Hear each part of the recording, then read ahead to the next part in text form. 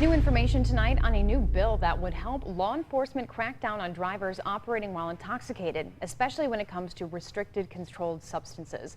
But here in Wisconsin, there are certain opiates not on that list. NBC 26's Ashley Barnes is live at 5 with how one bill wants to change that.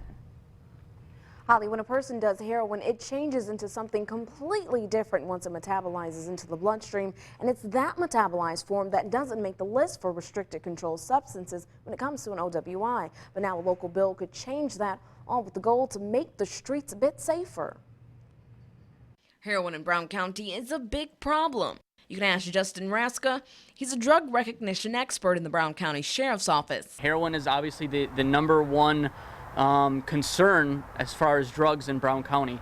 And while heroin in the blood doesn't last very long, the effects are still dangerous. The most alarming thing for us is it acts very much like a depressant. Lethargy or sleepiness, even worse, the drug restricts your pupils, letting less light in. Your pupils really small, which at night if you're driving, you want your pupils to dilate. You want to be able to allow in more light for you to see better. So it's clear that you don't want that intoxicated person behind the wheel.